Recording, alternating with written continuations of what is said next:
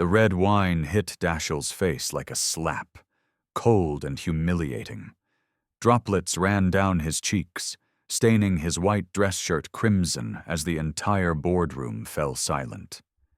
His wife, Cordelia, stood over him with an empty crystal glass in her manicured hand, her emerald eyes blazing with contempt. Behind her, the floor-to-ceiling windows of the 65th floor conference room framed the Manhattan skyline, a billion-dollar view for what was supposed to be her billion-dollar moment. "How dare you embarrass me like this?" Cordelia hissed, her voice dripping with venom. "Showing up here, dressed like some discount store manager trying to ruin the most important day of my career." Dashiell sat perfectly still, wine dripping from his chin onto the mahogany table where the contract lay. The contract that would sell her company, Meridian Innovations, to an undisclosed buyer for exactly $1 billion. Around the table, 12 executives and lawyers stared in shocked silence. Her business partner, Thaddeus Crane, a silver-haired man in an Armani suit, cleared his throat uncomfortably. The buyer's legal team, 3 stern-faced attorneys in matching navy suits, exchanged glances but said nothing. What none of them knew, what Cordelia herself didn't know, was that the company purchasing Meridian Innovations was Apex Holdings, and Dashiell Mercer wasn't just some embarrassing husband who had wandered into the wrong meeting. He was the sole owner of Apex Holdings, the phantom billionaire who had built an empire from nothing while his wife had spent the last 3 years treating him like he was nothing. But we're getting ahead of ourselves. To understand how Dashiell ended up in that boardroom, wine-soaked and humiliated yet holding all the cards, we need to go back to where everything started to crumble. 6 months earlier, their marriage had looked perfect from the outside. They lived in a sprawling penthouse in Tribeca, drove matching Tesla Model S cars, and appeared in the society pages of New York magazines. But behind closed doors, perfection had rotted into something bitter and cold. Dashiell had always been the quieter one, the man who preferred working behind the scenes. While Cordelia climbed the corporate ladder with ruthless efficiency, he had told her he worked as a freelance business consultant, helping small companies optimize their operations. It was technically true. What he hadn't told her was that he owned those companies, all of them.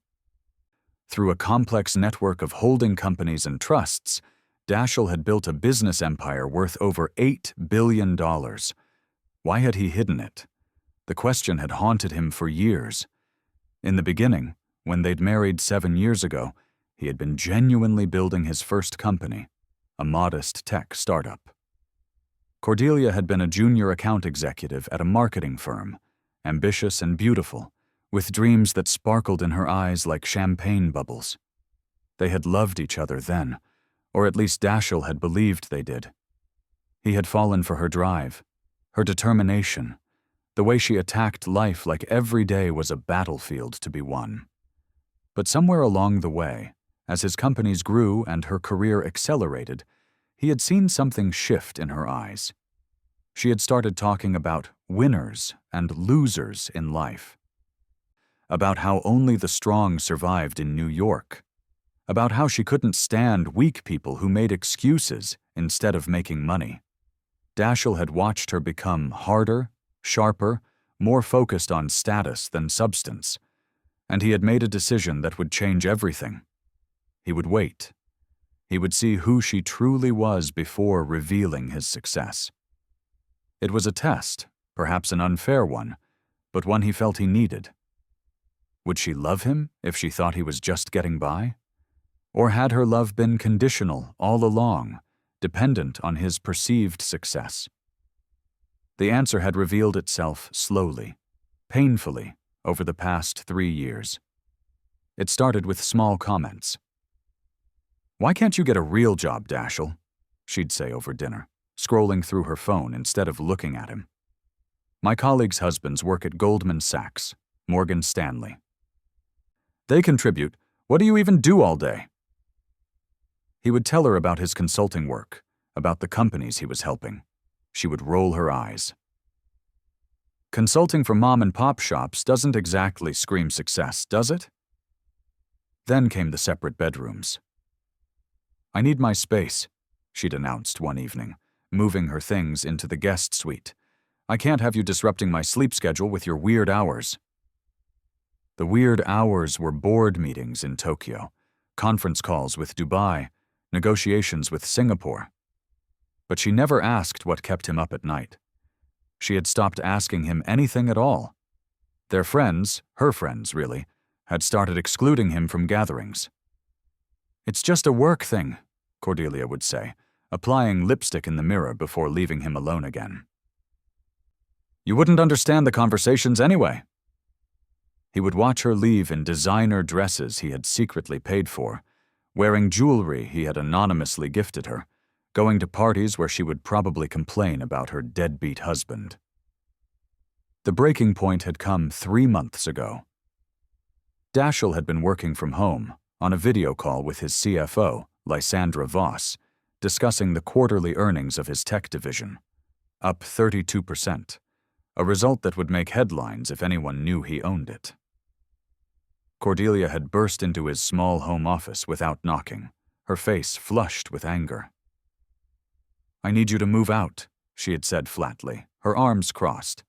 Dashiell had muted his microphone, his heart suddenly pounding. "What?" "Not permanently, just for the next few months. I'm bringing clients to the apartment, and I can't have them seeing this." She gestured at him dismissively, at his modest office setup, his comfortable clothes. "It doesn't project the right image." "Cordelia, this is my home, too." "Is it?" Her laugh was cruel. "Last time I checked, my name is the only one on the deed. My income pays for everything here. You're basically living off me, Dashiell, and I'm tired of pretending otherwise." The deed was in her name, because he had insisted on it when they bought the place, part of his elaborate test. He had wanted her to feel independent, successful on her own merit. Now that generosity was being weaponized against him. "I contribute," he had said quietly, maintaining his cover even as his chest ached. "I pay half of everything." "Half?" She had laughed again, bitter and sharp. "You mean the little bit you scrape together from your pathetic consulting gigs? That barely covers groceries, Dashiell. I'm carrying us and I'm done. I want you out." On his computer screen, he could see Lysandra's concerned face, watching this humiliation unfold on muted video. He had ended the call and looked at his wife, really looked at her, and saw a stranger. The woman he had married, the one who had promised to love him in good times and bad, had transformed into someone who only loved success, status, and the appearance of power. "I'll stay in a hotel," he had said finally. "Good. Maybe use that time to figure out what you're going to do with your life. You're almost 40, Dashiell. Don't you feel pathetic?" He had packed a bag and left that night, checking into the Plaza Hotel under one of his corporate accounts. From his suite overlooking Central Park, he had made a series of phone calls that would set everything in motion. If Cordelia wanted to play games about power and money, he would show her what real power looked like. Through his network of shell companies, he had learned that Meridian Innovations, Cordelia's company, was seeking a buyer. She and Thaddeus had spent 5 years building it into a successful marketing analytics firm, and now they wanted to cash out. They were entertaining offers, hoping for somewhere in the 800 million range. Dashiell had his acquisition team at Apex Holdings make an offer they couldn't refuse, $1 billion. All cash, with one condition. The deal would close within 6 months, and the buyer's identity would remain confidential until the signing. It was unusual, but for $1 billion. Cordelia and Thaddeus had agreed immediately. Over those months, Dashiell had watched from afar as his wife celebrated her impending success. She posted on social media about building empires and betting on yourself. She gave interviews to business magazines about being a self-made woman. She bought a new Porsche with the advance payment, a sleek silver thing that she posed beside for Instagram. She never once called him to share the good news. He learned about her success the same way strangers did, through glossy magazine profiles and social media posts. In one interview, when asked about her personal life, she had said, "I prefer to keep my private affairs private. Success requires focus, and sometimes that means making difficult choices about who deserves space in your life." He was being erased, rendered invisible, turned into an embarrassing footnote she would rather forget. But Dashiell hadn't been idle. He had worked with his lawyers, with Lysandra, with his entire team, to structure the deal perfectly. When Cordelia signed those papers, she would be signing her company over to him. And she would have no idea until he decided to tell her. The irony was exquisite. She thought she was finally escaping her loser husband, becoming independently wealthy, proving she had never needed him. In reality, she was selling everything she had built to the man she had cast aside, the man she had deemed unworthy of her time and respect. Which brought him to today, to this moment, to the wine dripping down his face in her moment of triumph. He had received an anonymous tip that morning from Lysandra, though the email was untraceable, that Cordelia was planning to serve him with divorce papers immediately after the signing. She wanted to be officially single when the money hit her account, free to start her new life without the dead weight of her failed marriage dragging her down. So Dashiell had made a decision. He had dressed simply, deliberately understated, in khakis and a button-down shirt from Target. He had walked into that boardroom during the pre-signing reception, where champagne flowed and executives congratulated each other on the deal of the decade. Cordelia had been holding court near the windows, laughing with Thaddeus and the lawyers when she saw him. Her face had transformed from joy to horror in an instant. "What are you doing here?" she had hissed, grabbing his arm and pulling him aside. "How did you even get up here?" "I came to see you," Dashiell had said calmly. "I thought I should be here for your big day." "You thought—" She had looked around frantically, checking if anyone was watching. "You can't be here. This is a private corporate event. Security." "Cordelia, I'm your husband." "Not for much longer." She had pulled an envelope from her purse, pressing it against his chest. "These are divorce papers. I was going to have my lawyer deliver them, but since you're here, you can save me the courier fee. Sign them and get out of my life."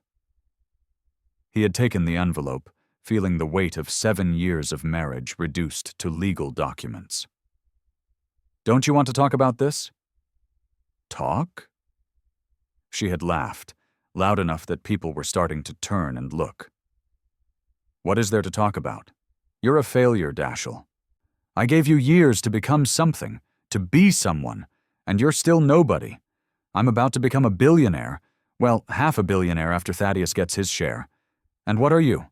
A consultant for failing businesses. It's embarrassing." "Cordelia, please." "No."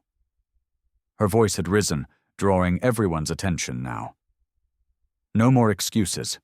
No more pretending. I want you gone. Out of my apartment, out of my life, and most definitely out of this boardroom before you ruin the most important deal of my career." Thaddeus had approached then, putting a protective hand on Cordelia's shoulder. "Is this man bothering you?" he had asked, his voice dripping with disdain as he looked Dashiell up and down. "This is my husband," Cordelia had spat. "Or he was. He's leaving." "I don't think he is," Thaddeus had said. "Security. We need someone removed from—" "I'm not leaving," Dashiell had interrupted quietly. "I have every right to be here." "Right?" Cordelia's voice had cracked with fury. "What right? This is my company, my deal, my moment. You have nothing to do with any of this. You're just a pathetic little man who can't stand to see his wife succeed without him." And that's when she had grabbed the glass of wine from the nearby table and thrown it in his face. Now, as the last drops of Cabernet Sauvignon rolled down his neck, Dashiell slowly stood up. He pulled a handkerchief from his pocket, monogrammed, though Cordelia wouldn't recognize the initials AH for Apex Holdings, and carefully wiped his face. The room remained frozen, everyone waiting to see what would happen next. "Are you quite finished?" Dashiell asked softly. "Get out," Cordelia snarled. "Before I have you arrested for trespassing.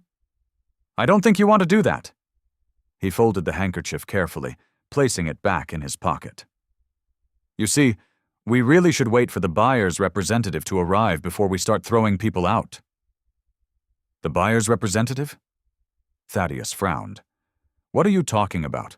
We're meeting with the legal team right now. The representative is participating remotely." Dashiell smiled then, a small, sad smile that carried 7 years of hidden truths. "Actually, the representative is already here." He reached into his other pocket and pulled out a second envelope, this one embossed with gold lettering, Apex Holdings, LLC. He placed it on the table next to the unsigned contract. "My name is Dashiell Mercer," he said, his voice carrying clearly through the silent room. "And I am the sole owner and CEO of Apex Holdings, the company that is purchasing Meridian Innovations." He looked directly at Cordelia, watching the color drain from her face. "Which means, Cordelia, that you just threw wine on your buyer. And those divorce papers you handed me? You might want to think very carefully about timing, because in about 30 minutes, when you sign that contract, you'll be my employee." The room erupted in chaos. Thaddeus grabbed the envelope, ripping it open to find official documentation, corporate filings, SEC registrations, everything confirming what Dashiell had just said. Cordelia stood frozen, the empty wine glass still in her hand, her mouth opening and closing without sound. One of the lawyers recovered first. "Mr. Mercer, if this is true, we need to verify." "Call my general counsel," Dashiell said, remaining calm even as his heart hammered in his chest. "Lysandra Voss. Her number is on the letterhead. She's been handling this acquisition from the beginning." As the lawyer pulled out his phone, Dashiell finally let himself look at his wife.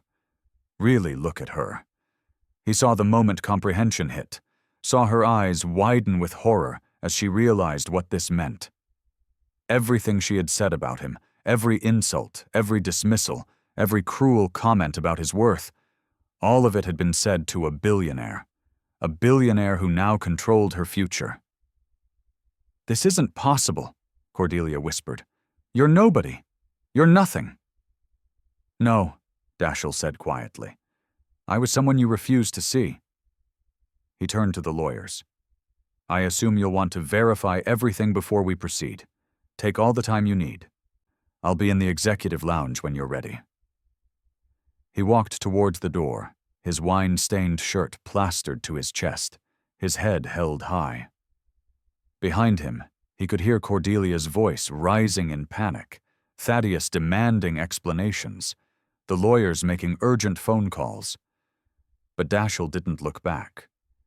He had waited 7 years for this moment, and now that it had arrived, he felt nothing but emptiness. This wasn't the triumph he had imagined. There was no satisfaction in watching the woman he had loved realize she had thrown away everything. As he reached the door, Cordelia's voice rang out, sharp and desperate. "Dashiell, wait!" He paused, his hand on the handle, but didn't turn around. "You can't do this," she said, and he could hear the tears in her voice now, the panic. "This is my company, my dream. You can't just—" "I can," he said simply. "And I am. The question is, Cordelia, what happens next? That's entirely up to you." He opened the door and stepped through, leaving behind the woman who had promised to love him forever, but had only loved the idea of success. And as the door closed behind him, cutting off her protests, Dashiell pulled out his phone and made a call that would change everything once again. "Lysandra," he said when she answered. "It's time for Phase 2. The executive lounge was empty, except for the soft hum of the espresso machine and the spectacular view of Manhattan stretching out below. Dashiell stood by the window, his wine-stained shirt a sharp contrast to the pristine luxury surrounding him. He had removed his jacket, and the crimson stains looked like wounds across the white fabric, visible proof of Cordelia's contempt. "Phase 2 is ready whenever you are," Lysandra's voice came through the phone, crisp and professional. "But Dashiell, are you sure about this? Once we move forward, there's no going back." Dashiell closed his eyes, remembering Cordelia's face when she had called him pathetic, when she had handed him divorce papers like he was trash to be disposed of. "I'm sure. The documentation will be in your email in 60 seconds. The rest is up to you." He ended the call and stared at his reflection in the window. The man looking back at him was almost unrecognizable from the one who had walked into that boardroom 30 minutes ago. That man had been invisible, dismissed, erased. This man owned a billion-dollar company and held his wife's future in his hands. The door burst open behind him. Dashiell didn't turn, but he could see Cordelia's reflection in the glass, her face pale, her hands trembling. "They verified it," she said, her voice barely above a whisper. "The lawyers called your general counsel. They pulled corporate filings. It's all true. You're actually—" She couldn't seem to finish the sentence. "A billionaire?" Dashiell supplied, finally turning to face her. "Yes, Cordelia, I am. I have been for quite some time." She shook her head, mascara starting to smudge beneath her eyes. "That's impossible. I know everything about you. Your bank accounts, your income, your—" "You know what I chose to show you," he interrupted. "The small checking account I used for household expenses, the modest consulting fees I reported. But you never asked about the rest. You never questioned where the money really came from."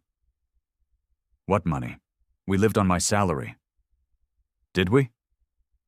Dashiell pulled out his phone, swiping through screens before holding it up to her. "The penthouse you're so proud of? I bought it through a holding company and put it in your name. The car you drive? Paid in full through another subsidiary. Your wardrobe, your jewelry, the club memberships you love so much. I've been quietly funding your lifestyle for 7 years, while you complained that I contributed nothing." Cordelia stared at the financial documents on his screen, her breathing becoming rapid and shallow. No, that's not. Why would you do that?" "Because I loved you," Dashiell said simply, "and I wanted to see who you really were when you thought I had nothing to offer except myself." The words hung in the air between them like smoke. Cordelia's face crumpled, and for a moment she looked exactly like the woman he had married. Vulnerable, human, capable of feeling something beyond ambition. "You tested me?" Her voice cracked. "This was all some sick test?" "Was it sick?" Dashiell asked quietly. "Or was it necessary?" "Because the woman I married told me she would love me whether I was rich or poor. She said what mattered was who we were together, not what we had. And I needed to know if that was true." "So you lied to me for 7 years?" "I never lied. I just didn't tell you everything. The same way you didn't tell me you were planning to divorce me the moment you thought you were rich enough to leave." He gestured to the envelope still clutched in her hand. "Those papers are dated 2 weeks ago, Cordelia. You've been planning this for a while." She flinched, as if he had struck her. I was going to wait until after the deal closed. I didn't want to complicate things." "How considerate." The bitterness in his voice surprised even him. "Tell me, when exactly did you stop loving me? Was it gradual? Or was there a specific moment when you looked at me and decided I wasn't good enough anymore?" Cordelia wrapped her arms around herself, looking smaller than he had ever seen her. "It wasn't like that." "Then what was it like? Explain it to me, because I've spent 3 years watching you treat me like I was invisible, like I was something embarrassing you needed to hide. I want to understand when I became so worthless in your eyes." "You weren't worthless," she whispered. "You were just lost. Everyone around me was climbing, achieving, becoming something more, and you seemed content to stay small, content to just exist. It drove me crazy because I knew you were capable of more. So you decided to punish me for not living up to your expectations. I didn't punish you. I distanced myself. I thought maybe if I pulled away, you'd find your own drive, your own ambition. Instead, you just accepted it. You let me treat you like you didn't matter, and you never fought back. That made it worse. Dashiell felt something break inside his chest, a pain sharper than anything he had anticipated. You wanted me to fight for you? I wanted you to fight for yourself. Cordelia's voice rose, emotion finally cracking through her polished exterior. I wanted you to show me that you cared about something, anything, beyond just existing in my shadow. But you didn't. You just took it. Every insult, every dismissal, every time I pushed you away, you just accepted it like you agreed you weren't worth my time. Because I was trying to be patient. Dashiell's voice matched hers now, 7 years of suppressed frustration pouring out. I was trying to understand what was happening to us. I was trying to give you space to figure out what you wanted without pressuring you. And yes, I was testing whether you could love me without the money, but I was also hoping you'd remember who we used to be. Who you used to be before success became your only measure of worth. They stared at each other across the empty lounge, both breathing hard, both raw with emotions they had buried for too long. Who I used to be? Cordelia laughed, bitter and broken. You mean naive? Idealistic? Believing that love was enough? I grew up, Dashiell. I learned that in this city, in this world, you're either a winner or you're forgotten, and I refused to be forgotten. So you forgot yourself instead. Dashiell moved closer, his voice dropping. The woman I married wanted to change the world. She wanted to build something meaningful. When did that transform into just wanting to be rich? Cordelia's eyes filled with tears. When I realized that changing the world requires power, and power requires money, I wasn't selling out. I was being realistic. You were becoming someone I didn't recognize. And you were pretending to be someone you weren't, she shot back. Don't act like you're innocent in this. You played games, hid who you really were, and now you want to judge me for how I treated the person you pretended to be? She was right. The realization hit Dashiell like a physical blow. He had created a test, an elaborate deception, and then condemned her for failing it. How fair was that? How different was his manipulation from her cruelty? You're right, he said finally. I played games too. I should have been honest from the beginning. Cordelia wiped her eyes, smearing mascara across her cheeks. So what now? You own my company. You hold all the cards. Are you going to punish me? Refuse to buy Meridian unless I grovel? Use this to humiliate me the way I humiliated you? Dashiell pulled out his phone again, opening the email Lysandra had sent. Actually, I'm going to give you a choice. He forwarded the email to Cordelia's phone. She pulled it out with shaking hands, opening the attachment. Her eyes widened as she read. This is an alternative contract. Yes. The first option is we proceed with the original deal. Apex Holdings purchases Meridian Innovations for $1 billion. You and Thaddeus get your payout, but you become my employees. I control everything you've built. And we maintain our professional relationship indefinitely. Given our personal history, I imagine that would be uncomfortable for both of us. Cordelia scrolled through the document, her brow furrowing. And the second option? The second option is I walk away. No acquisition. Meridian remains yours and Thaddeus's completely. You keep your company, your independence, everything you've built. She looked up sharply. Just like that? You'd give up a $1 billion acquisition? Not quite. Dashiell took a deep breath. In exchange, you agree to let me fund a new division of Meridian, one focused on the idealistic goals you used to have. programs that help small businesses, mentorship for young entrepreneurs, community development projects. The things you used to care about before you decided making money was the only thing that mattered. You want to change my company's focus? I want to remind you why you started it in the first place. You and Thaddeus built Meridian because you wanted to help businesses tell their stories, remember? You wanted to give voice to companies that couldn't afford big marketing firms. When did that become about maximizing profits and selling to the highest bidder? Cordelia's hands trembled as she held her phone. That doesn't make business sense. Charity divisions don't generate revenue. I'll fund it completely. $10 million a year for 5 years. You run it however you want, but the goal is impact, not profit.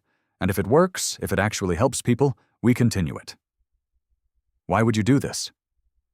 Dashiell moved to the window, looking out at the city they both loved.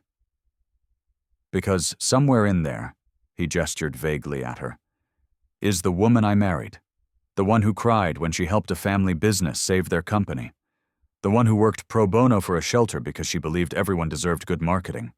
I want to give her a chance to come back.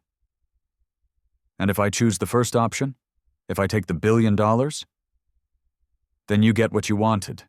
Financial security, freedom from our marriage, and the satisfaction of cashing out at the top. But you lose what made you special in the first place.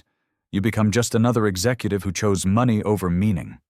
Cordelia sank into one of the leather chairs, her face in her hands. This is insane. You're literally offering to walk away from a $1 billion deal to fund charity work? I have $8 billion, Cordelia. Money isn't the point anymore. It never really was. Dashiell sat across from her. I built my companies to prove I could, to create something meaningful, but I hid it from you to see if you'd love me without it. We were both wrong. I shouldn't have tested you, and you shouldn't have let success turn you into someone cruel. But we can't change the past. We can only decide what happens next. She looked up at him. Really looked at him, perhaps for the first time in years. The divorce papers. If I choose the second option, we still get divorced, Dashiell said gently. That part is done, Cordelia. Too much has been said. Too much damage has been done. We can't go back to what we were. But we can part as people who once loved each other, who brought out the best in each other, instead of parting as enemies. Tears streamed down her face freely now. I threw wine in your face in front of everyone. Yes, you did. I called you pathetic. I told you that you were nobody. You did that too. And you're still offering me a way out? A way to keep my company and do good work? Dashiell leaned forward, his elbows on his knees. I'm offering you a chance to remember who you wanted to be. The rest is up to you. Cordelia stood abruptly, pacing to the window. Below them, New York City hummed with millions of people chasing their own dreams, fighting their own battles, making their own choices between money and meaning. If I choose the second option, she said finally, what happens to you? I sign the divorce papers. I continue running my companies, and I move on, knowing I tried to save the woman I married, even if I couldn't save our marriage. And if I choose the first option? Then I become your boss.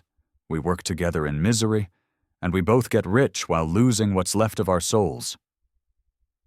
She turned to face him, her makeup ruined, her designer dress wrinkled, looking more real than she had in years. Can I ask you something? Anything. When did you know? When did you know we were really over?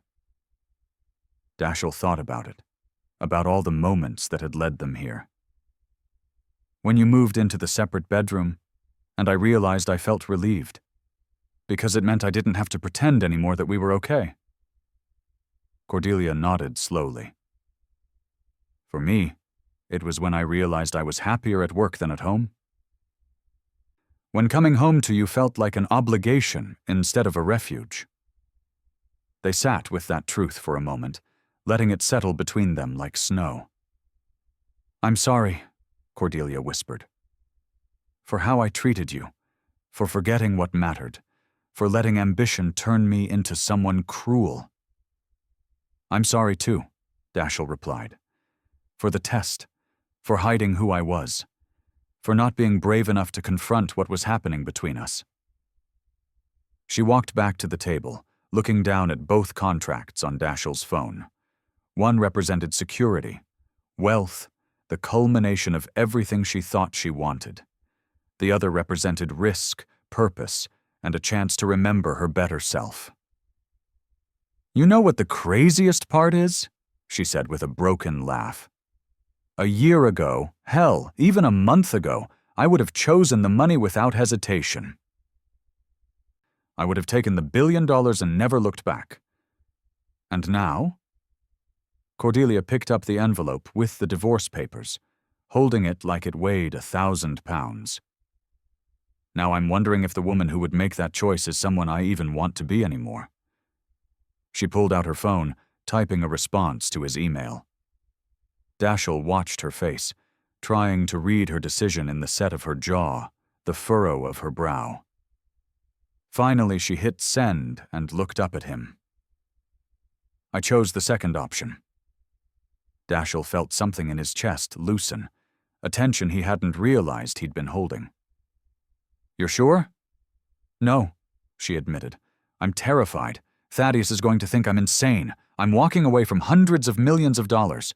But you were right about one thing. I don't recognize myself anymore. And I don't like what I've become. This won't fix everything, Dashiell warned.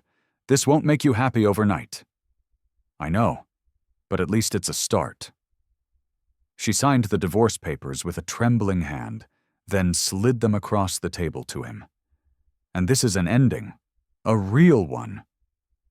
Dashiell signed them too, his signature sealing the end of their 7-year journey together. For what it's worth, I did love you. I still do, in a way. Just not the way either of us needs anymore. I loved you too, Cordelia said softly. I just forgot how to show it. I forgot that love wasn't about what you could do for me, but about who we were together. They stood, and for a moment they just looked at each other. Two people who had promised forever and learned that forever doesn't always last. What do I tell Thaddeus? Cordelia asked. He's going to demand an explanation. Tell him the truth, that you had a better offer, one that let you keep your soul along with your company. She laughed, watery but genuine. He's going to think I've lost my mind. Maybe you have. Maybe we both have. Dashiell extended his hand. Business partners? Cordelia shook it, her grip firm. Business partners. And maybe someday friends? Maybe, if we can both learn to be better people than we were. She left then, walking back to the boardroom to face Thaddeus and the lawyers and the shock of her decision. Dashiell stayed by the window, watching her reflection disappear, feeling the weight of 7 years lifting from his shoulders. His phone buzzed. Lysandra. She chose the second option, Dashiell said when he answered. I know. I'm already drawing up the funding agreements. A pause. Are you okay? I don't know, he admitted. I got everything I wanted. She remembered who she used to be. But I still lost my marriage. You lost your marriage 3 years ago, Dashiell. Today you just made it official. But you might have saved a person. That has to count for something. Maybe. What will you do now? Dashiell looked out at the city, at all the lives intersecting and diverging, at all the choices being made in every window of every building. I think I'm going to stop hiding, stop testing, stop trying to control how people see me. I'm going to be honest about who I am and let people make their own choices. That sounds healthy, also terrifying. Most good things are. He ended the call and pulled out the divorce papers, now signed by both of them. 7 years reduced to legal language and notarized signatures.